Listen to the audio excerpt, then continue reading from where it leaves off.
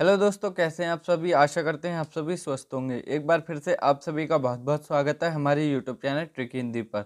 दोस्तों, आज की इस वीडियो में हम करने वाले हैं बिहार शिक्षक भर्ती के लिए अपनी बहुत ही महत्वपूर्ण प्रश्नों की क्लास। तो चलिए बिना किसी समय को गवाए अपनी इस वीडियो को शुरू करते हैं। बात करते हैं पहले प्रश्न की।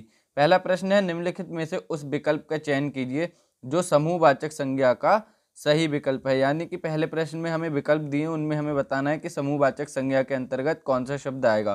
पहला ऑप्शन भीड़, दूसरा ऑप्शन मीठा, तीसरा ऑप्शन दूध और चौथा ऑप्शन पर्वत। तो समूहवाचक संज्ञा का यहाँ पर उदाहरण होगा ऑप्शन नंबर ए, भीड़। भीड़ शब्द जो है वो हमारा समूहवाचक संज्ञा के अंतर्गत आता है।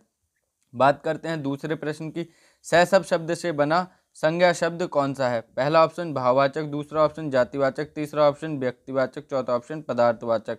जो सैशब शब्द से बना हुआ संज्ञा शब्द होगा हमारा भाववाचक शब्द। ऑप्शन नंबर ए इस प्रश्न का सही उत्तर हो जाएगा, भाववाचक। बात कर लेते हैं अगले प्रश्न की। अगला प्रश्न है, संज्ञा का भेद कौन सा नहीं होता है। पहला ऑप्शन हमें दिया गया है व्यक्तिवाचक संज्ञा, दूसरा ऑप्शन जातिवाचक, तीसरा ऑप्शन निजवाचक, चौथा ऑप्शन भाववाचक। तो संज्ञा का भेद नहीं होता है निजवाचक संज्ञा। ऑप्शन नंबर सी इस प्रश्न का सही उत्तर हो जाएगा। बात करते हैं हम अगले प्रश्न की। निम्नलिखित में से संज्ञा का उदाहरण कौन सा नहीं है। पहला ऑप्शन सुंदरी, दूसरा ऑप्शन बहन, तीसरा ऑप्शन मानव, चौथा ऑप्शन पटना। तो संज्ञा का उदाहरण जो नहीं होगा वो होगा ऑप्शन नंबर बी, बहन। बहन हमारा सर्वनाम होता है और ये हमारा संज्ञा के अंतर्गत नहीं आता। बात करते हैं अगले प्रश्न की। प्रतिवर्ष नदी में बाढ़ आ जाती है, वाक्य में कौन सी संज्ञा है। पहला ऑप्शन व्यक्तिवाचक संज्ञा, दूसरा ऑप्शन जातिवाचक, तीसरा ऑप्शन भाववाचक, चौथा ऑप्शन गुणवाचक। तो नदी शब्द हमसे पूछा गया कौन सी संज्ञा आएगी, तो ऑप्शन नंबर बी जातिवाचक संज्ञा इस प्रश्न का सही उत्तर हो जाएगा। बात कर लेते हैं अगले प्रश्न की। गांधी को राष्ट्रपिता कहा गया है, वाक्य में संज्ञा किस से किस रूप में परिवर्तित हो रही है। पहला ऑप्शन व्यक्तिवाचक संज्ञा से जातिवाचक संज्ञा में, दूसरा ऑप्शन जातिवाचक संज्ञा से व्यक्तिवाचक संज्ञा में, तीसरा ऑप्शन भाववाचक संज्ञा से जातिवाचक संज्ञा में और चौथा ऑप्शन व्यक्तिवाचक से भाववाचक में। तो यहाँ पर हमारा जो गांधी शब्द होता है वो जातिवाचक संज्ञा के अंतर्गत आएगा और राष्ट्रपिता कहा गया है मतलब कि जातिवाचक से व्यक्तिवाचक की ओर परिवर्तित हो रही है। ऑप्शन नंबर बी इस प्रश्न का सही उत्तर हो जाएगा, जातिवाचक से व्यक्तिवाचक की ओर। बात कर लेते हैं अगले प्रश्न के। इनमें से अधिकरण का बोधन चिन्ह कौन सा। अधिकरण कारक में कौन सा विभक्ति होती है ये पूछिए। पहला ऑप्शन से, दूसरा ऑप्शन में, तीसरा ऑप्शन को, चौथा ऑप्शन ने। तो अधिकरण में हमेशा होता है ऑप्शन नंबर बी में, पर। ये हमारे आते हैं में या पर। बात कर लेते हैं अगले प्रश्न की। शहर संज्ञा का कौन सा प्रकार है। पहला ऑप्शन जातिवाचक संज्ञा, दूसरा ऑप्शन व्यक्तिवाचक संज्ञा, तीसरा ऑप्शन समूहवाचक, चौथा ऑप्शन भाववाचक। तो शहर जो होता है वो होता है जातिवाचक संज्ञा का उदाहरण। ऑप्शन नंबर ए इस प्रश्न का सही उत्तर हो जाएगा। बात कर लेते हैं अगले प्रश्न की। निम्नलिखित में से किस वाक्य में सर्वनाम का प्रयोग हुआ है। पहला ऑप्शन आज बरसात होगी, दूसरा ऑप्शन मैं कल दिल्ली जा रहा हूँ, तीसरा ऑप्शन घर का काम कर लो, चौथा ऑप्शन सीमा और रीमा बहनें हैं। तो सही उत्तर होगा ऑप्शन नंबर बी, मैं कल दिल्ली जा रहा हूँ। यहाँ पर सर्वनाम का प्रयोग किया गया है। बात कर लेते हैं अगले प्रश्न की। निम्नलिखित में सर्वनाम है। पहला ऑप्शन हमें दिया गया है यह, दूसरा ऑप्शन सभा, तीसरा ऑप्शन मनुष्य, चौथा ऑप्शन हिमालय। तो निम्नलिखित में सर्वनाम शब्द कौन सा है, तो ऑप्शन नंबर ए इस प्रश्न का सही उत्तर हो जाएगा। यह हमारा सर्वनाम के अंतर्गत आता है। बात कर लेते हैं अगले प्रश्न की। निम्नलिखित में से कौन सा पुरुषवाचक सर्वनाम नहीं है। पहला ऑप्शन कौन, दूसरा ऑप्शन वह, तीसरा ऑप्शन हम, चौथा ऑप्शन तुम।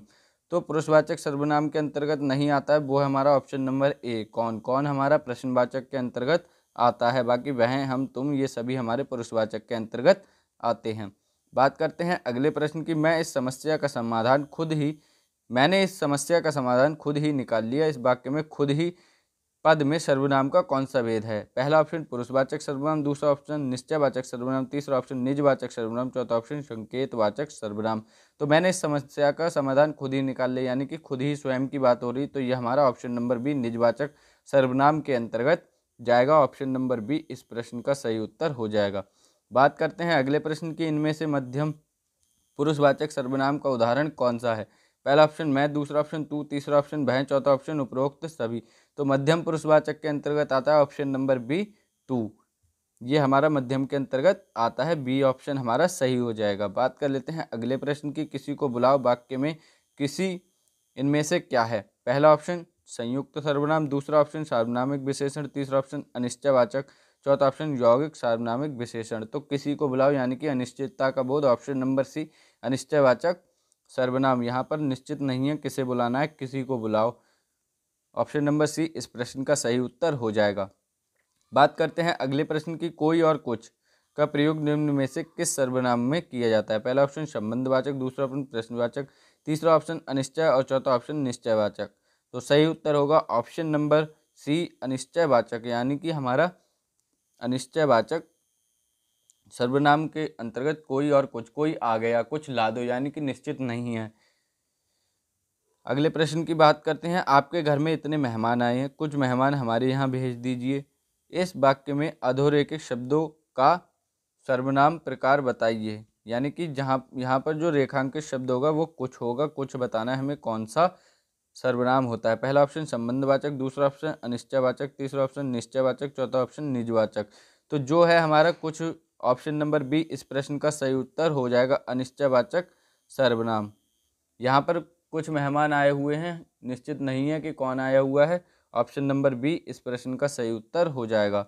बात कर लेते हैं हम अगले प्रश्न के। इनमें से अनिश्चयवाचक सर्वनाम कौन सा है? पहला ऑप्शन कुछ, दूसरा ऑप्शन शो, तीसरा ऑप्शन वह, चौथा ऑप्शन यह। तो अनिश्चयवाचक ऊपर ही बताया कुछ होता है, ऑप्शन नंबर ए इस प्रश्न का सही उत्तर हो जाएगा। बात कर लेते हैं हम अगले प्रश्न की। अगला प्रश्न कौन सा? हिंदी में कुल कितने सर्वनाम हैं? यहाँ पर हमसे सर्वनाम के भेद नहीं पूछे, उनकी गिनती पूछी गई है। पहला ऑप्शन 12, दूसरा ऑप्शन 10, तीसरा ऑप्शन 11, चौथा ऑप्शन 9। तो कुल सर्वनाम हमारे होते हैं 11, ऑप्शन नंबर सी इस प्रश्न का सही उत्तर हो जाएगा। बात कर लेते हैं हम अगले प्रश्न की। निम्न विकल्पों में कोष्टक में दिए गए पद के परिचय वाला विकल्प चुनिए। वीर, राम ने सब राक्षसों का वध कर दिया। वीर हमें बताना है कि कौन सा शब्द है। पहला ऑप्शन विशेषण, दूसरा ऑप्शन अव्यय, तीसरा ऑप्शन पुरुषवाचक सर्वनाम, चौथा ऑप्शन संज्ञा। तो राम हमारी संज्ञा है, राम की विशेषता बता रहे हैं, वीर है और उन्होंने राक्षसों का वध करा, यानी कि राम जो वीर हैं। तो जब संज्ञा की जो विशेषता बताता है उसे कहते हैं हम विशेषण। ऑप्शन नंबर ए इस प्रश्न का सही उत्तर हो जाएगा।